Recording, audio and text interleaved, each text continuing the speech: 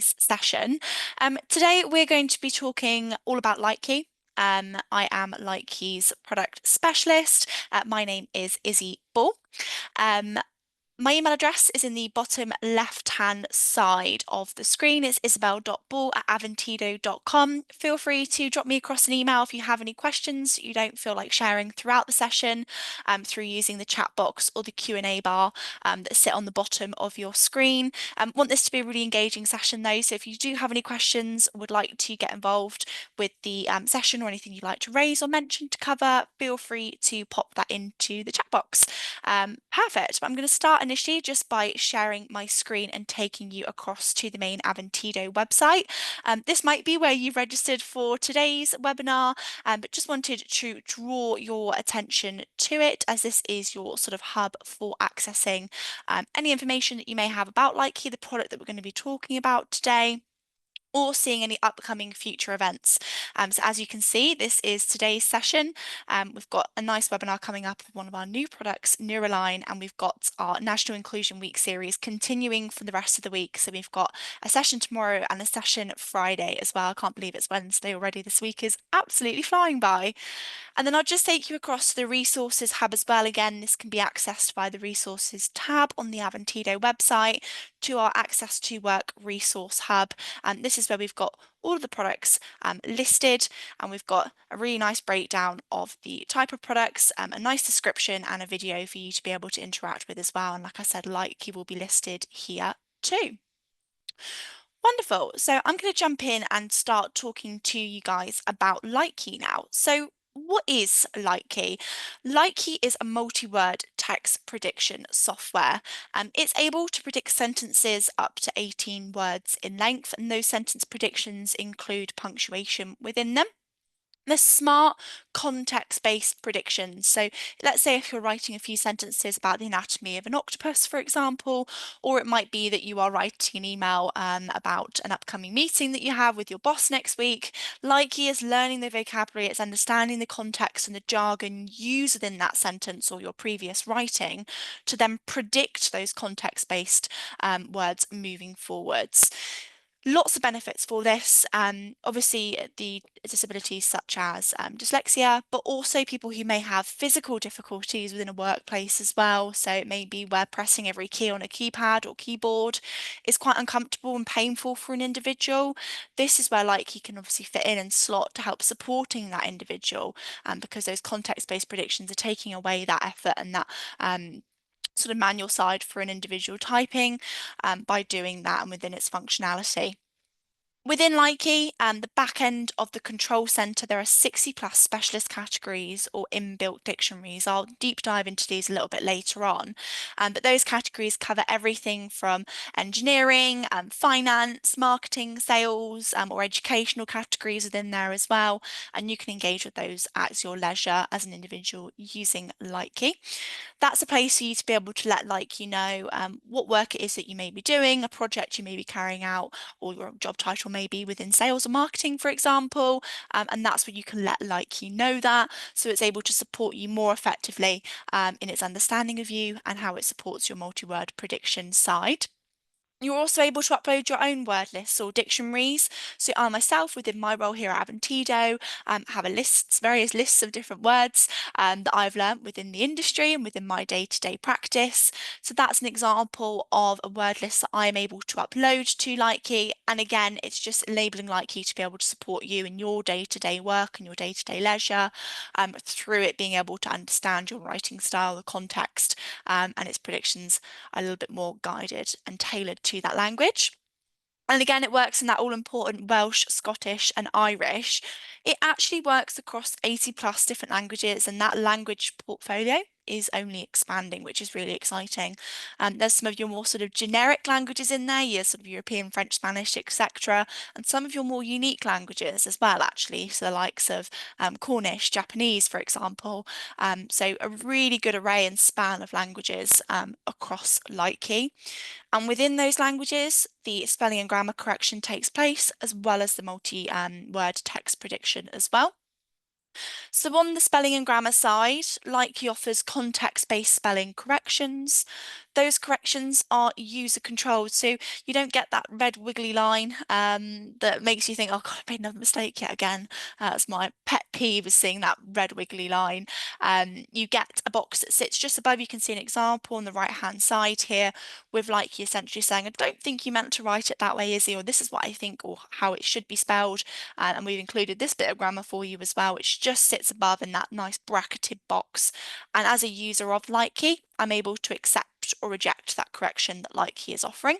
Also, I can keep typing as well. So if I think, actually, no, that's not what I meant, or it hasn't quite understood that word that I was looking to write, then I just keep typing, and Likey keeps picking up my typing as I'm moving forward. Again, it's learning your vocabulary, it's learning your jargon, and it's able to handle really complex spelling and grammar corrections in real time as well. Sometimes I think when I'm writing words on my day-to-day workplace, I don't know what I was meant to write when I look back at it. I look at it and I think, God, I wouldn't even know where to, I wouldn't know what that word even meant. I didn't even put a stab in the dark as to what that potentially that word could have meant. But I think sometimes like you know, so it is able to handle really quite complex spelling and grammar inaccuracies, and brilliant for those homophones as well. So those similar words that trip up dyslexic users, there, and there, for instance. It's really great in recognising when they've been used incorrectly, and again, giving you that ability to be able to accept or reject the recommendation that it's giving you. And that language point we've already touched on. In terms of the data privacy side of Likey, just an important area to touch on briefly, works offline.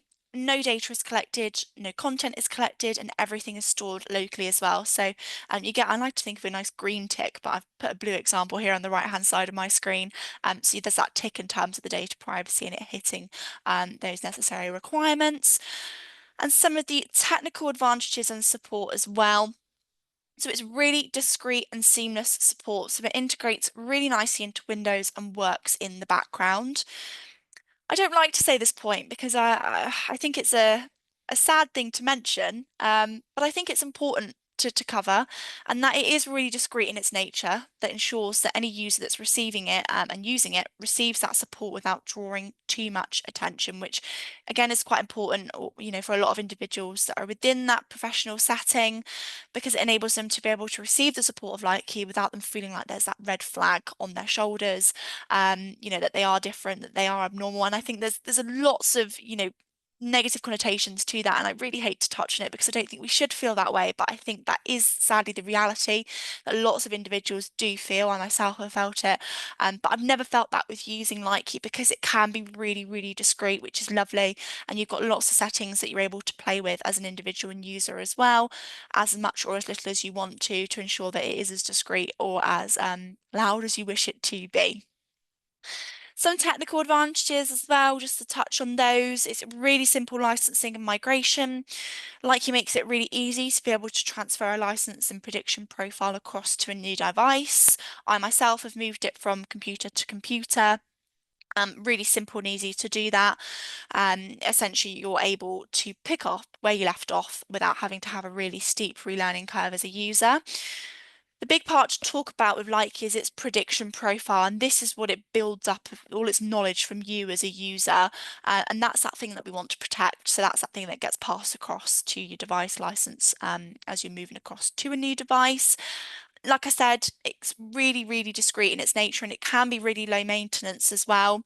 It requires minimal interaction with its control center, which is that example on the left-hand side. I'll show that to you guys in a moment.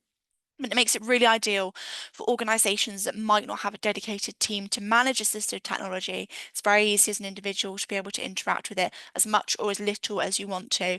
And after that initial setup, which really can take up to about a minute in length, you don't actually have to interact with it if you do not wish to after those initial settings and preferences are set up and made to you as an individual. It's then, your oyster really as to how much you want to interact with it.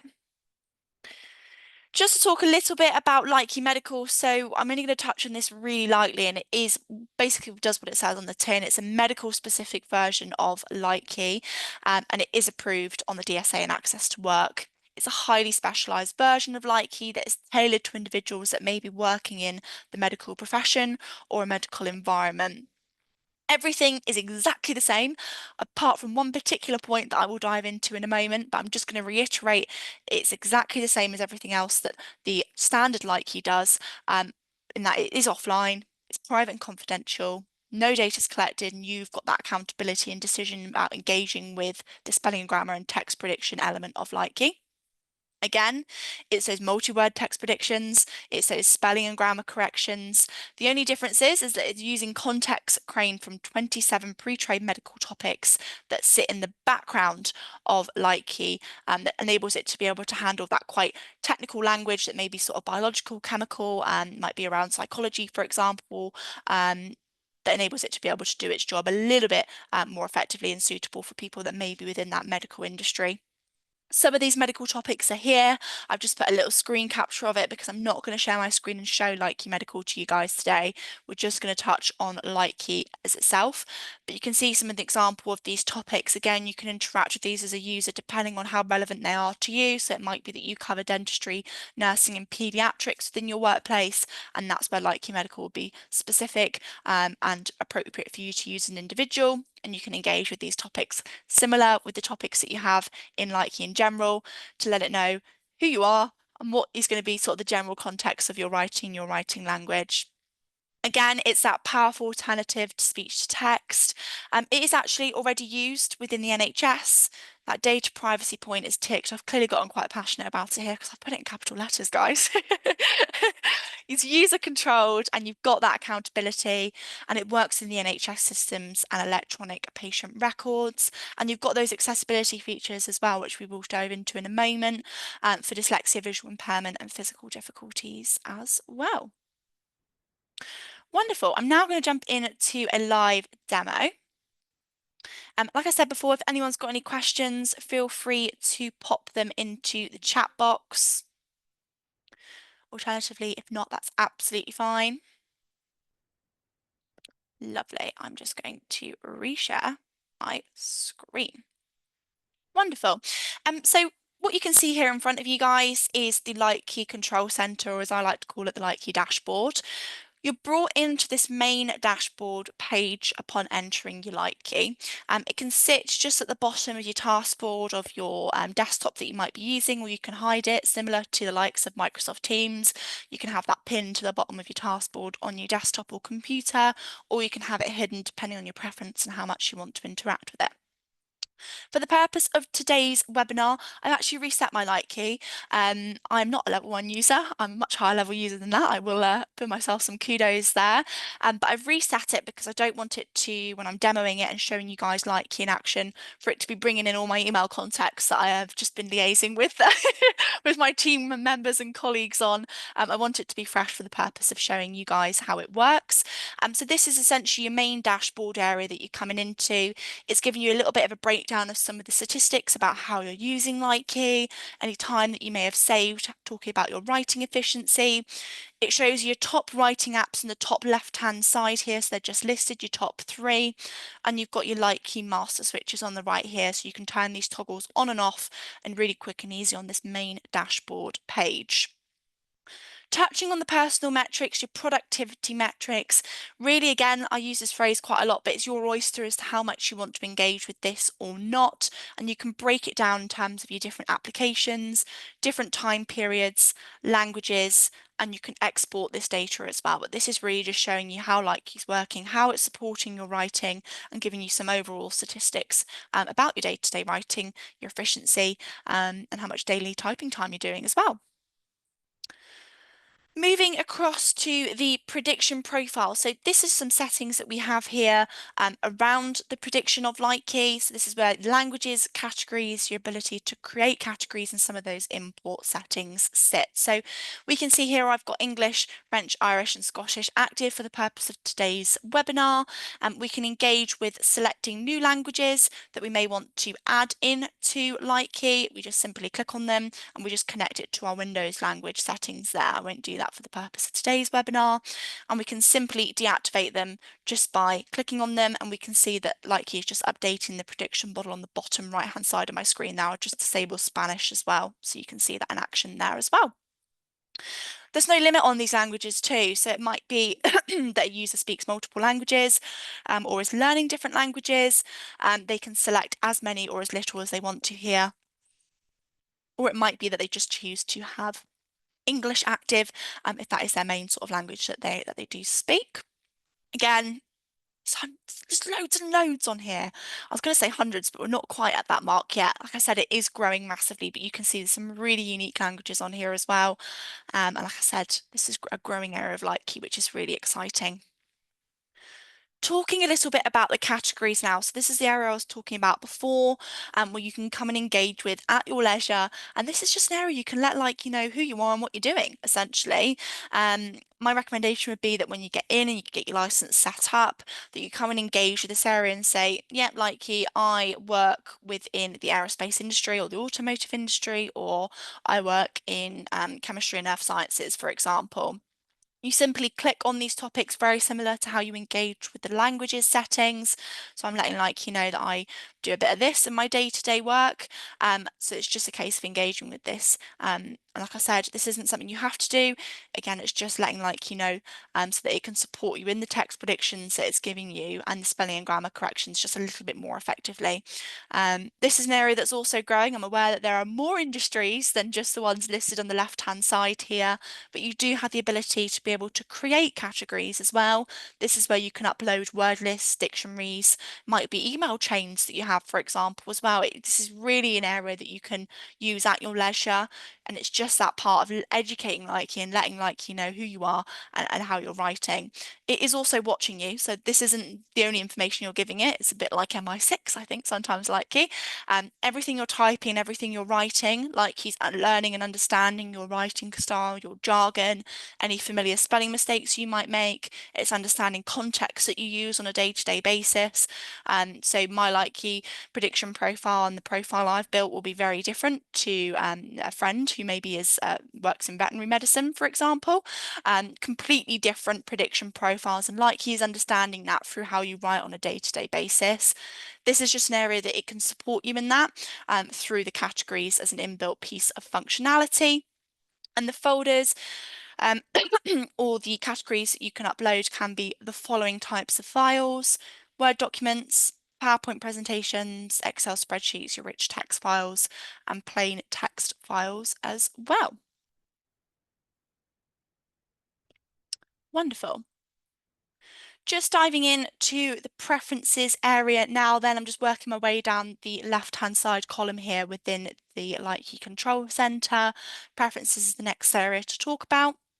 When you initially come in, it's just a case of getting yourself all set up and making sure Likey's connected to what it needs to be connected to. I myself am a Google Chrome fan. I'm a loyal user of Google Chrome. Never really touch or dive into Microsoft Edge, so I obviously have the Chrome extension installed. If you as a user use both, then you can get both installed, or if you just use Microsoft Edge, then you can use Microsoft Edge. And this is where you're just making those relevant connections, making sure it's linked up to Microsoft Word, etc. So again, this is just an area to come to, and you will be prompted to do so within your initial setup of your license, but this is where those connections sit. You've then got settings around your two key pieces of functionality that Likey offers you. So your text predictions and your spelling and grammar corrections. Now, these settings are all defaulted, the ones you're seeing right now. So this is what they will default to when you come in and you start using Likey. My recommendation for an individual is initially go with the flow with these particular preferences, get a feel for how Likey's supporting you as an individual, then come in and have a play around with these after you've used it for potentially 1 or 2 days, rather than sort of coming into this straight away. Obviously, each your own if that's something that you'd like to do, but these are settings that you can engage with about how it's supporting you in your text prediction and your spelling and grammar corrections. I won't run through the intricacies of all of these just because I'm being a little bit conscious of time, but they do what they say on the tin to an extent. So would you like your spelling and grammar corrections to suggest backward corrections as you type?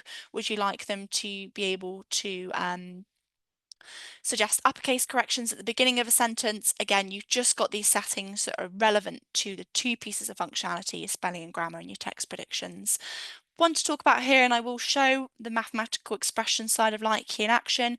Again, you can turn that on or off. I personally find it really helpful. I tend to have different Word documents up for different meetings that I may be attending, different notes that I like to take, and I do find that I do a little bit of quick maths on there, and it just makes my life a lot easier rather than having to open a calculator, find a calculator, or try and do it in my head. That I've got the ability to be able to use the prediction of the mathematical expressions with light key. Again, understand that some users may not want that, so this is where you can come and turn that off. How you interact with light key. So like I've said, you can accept or reject the corrections or spelling and grammar corrections that it's giving you, or the text predictions. This is where you can alter the settings as to how you engage with that. So I personally use the tab arrow, and it's just what I found has worked really nicely for me. But you can also use enter, right arrow, or have all three or two or one turned on depending on your preference. You can have the sound assistance turned on, and you've got some advanced settings here around your keyboard, whether you'd like it to add a space after the accepted predictions, etc. You've just got a few settings there relevant to your keyboard and how you're interacting with it. Your typical notification settings, nothing vast to talk about here, and your general settings as well, your power consumption. I tend to have this switched on to a balanced performance, but let's say if you're an individual that's out on a meeting or you've forgotten your charger, you're rushing from one place to another, and you've left a meeting room and you're going to see someone else, for example, and goodness, my laptop's running low on battery, you can switch this across to energy saver if that's relevant for you.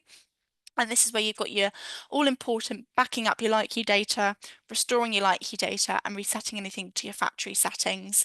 As an individual, this isn't really an area you need to be interacting with on a day-to-day basis.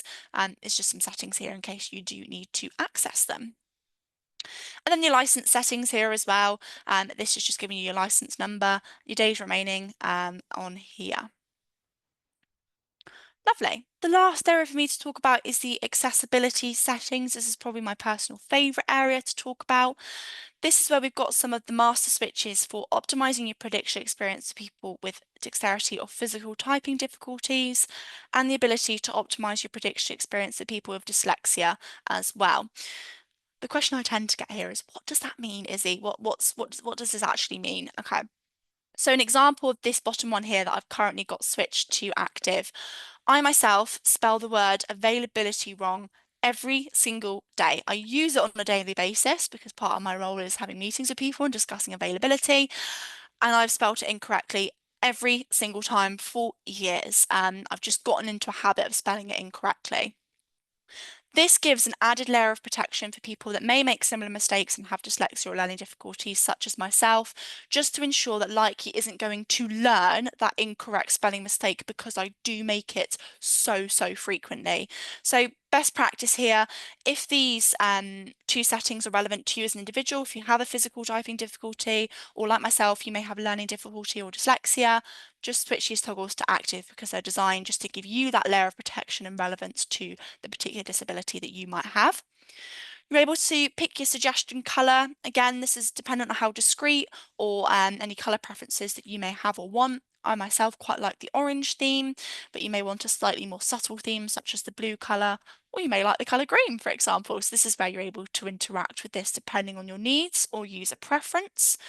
And then you read aloud suggestions as well. So I personally have this switched off just because that's my preference. But if a user, for example, will require this or wants to interact with this piece of functionality to support them on a day-to-day, this is where you can switch these to being active. We can see our languages listed here as well. So the read aloud suggestions do work across all the 80+ different languages, and we're able to pick specific voices that may be our preference. So I tend to have George Mail switch on just as a default, but you can switch this depending on your preference for predictions or corrections. And you can also play around with the voice speed as well. I quite like the voices personally. I don't find them too artificial. I find them quite nice to listen to. But like I said, it doesn't support me in my day-to-day work, so I don't actually interact with these two pieces of functionality an awful lot. But these are the accessibility settings, just to walk you through them. Like I said, you've got the two pieces of functionality. If you've got physical difficulties or learning difficulties, you've got the suggestion colour, and you've got your read aloud settings here as well. Wonderful. I understand I've gone through that at whistle-stop speed, but I really wanted to spend a decent 5 minutes and hopefully have a minute spare at the end as well for any questions that anyone may have, but for us to be able to walk through and show you Likey in action. So the first thing I'm going to be showing you is sentence learning. I'm going to start writing a sentence about a particular piece of context and we'll show you it in action. So I'm going to be writing the spaceship went into orbit. So let's start writing that.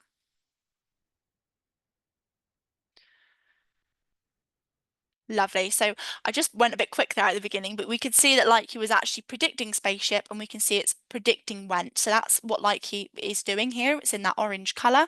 I'm hitting that tab icon to accept. Again, I'm hitting that tab icon to accept. Orbit. It's understanding the context of what I'm writing. Likey's picking up that this sentence is clearly about spaceships. Therefore, it's giving me the prediction based on that. Again, I'm hitting that tab icon to accept. I'm just going to repeat the sentence above. The spaceship, again, we can see that Likey's understanding the context and learning the sentence. Again, I'm hitting that tab icon to accept because that's my preference. You can have it set to right arrow or enter if you wish. The spaceship went into orbit. Lovely. And I'm just going to do a second example below. Completely different context here. It is raining outside. I think it's probably raining outside with everyone at the moment. And I'm going to repeat the sentence below. It is raining outside. Oh, my apologies. Raining outside. Wonderful. So we can see two different sentences, completely different context, one about spaceships, one about the lovely weather that England seems to be giving us at the moment. And we can see Likey in action is learning the context, it's learning that sentence, and it's giving me relevant predictions to that. Like I said, this is ideal for people that may have mental health difficulties, learning difficulties such as myself, or physical difficulties as well, where pressing every key on a keyboard can be painful, it can be challenging. That prediction has saved me so much time. It's given me a real confidence boost as well. And it's just given me that support in my day-to-day writing. Although I don't pretend to write about the rain or spaceships on a day-to-day basis, but I'm giving you an idea of two quite extreme pieces of context there.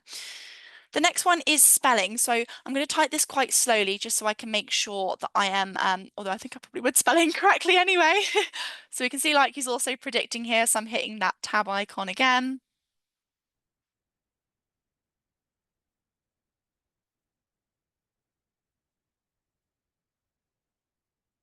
Lovely. I'm just going to pause here because I'm looking to write the bureaucracy.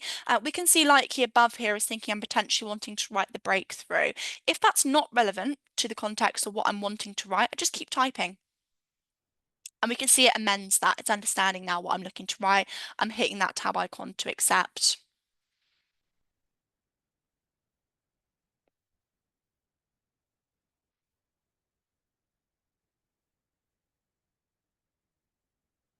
Lovely. Again, Mississippi, a really complex word, two really quite complex spelling words actually. I'm hitting that tab icon to accept. So you can see the spelling element in action there for Likey. Grammar now.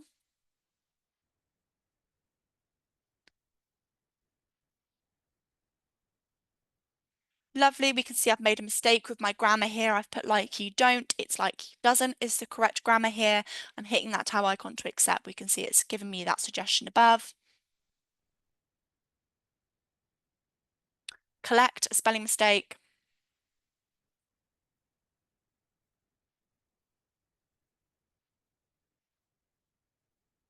It's user data. Wonderful. And the last thing to show you in action here, again, I can have to do more examples of this, but I'm a little bit conscious of time as a mathematical element, so I'm just going to do a couple of mathematical expressions here. I'm going to make this one a little bit complicated. Well, certainly I think it's a bit complicated. And we can see the mathematical expression prediction side is working here. I'm hitting that tab icon to accept. I'll just do another example below. It's that star icon or that / icon for the times or divide symbol.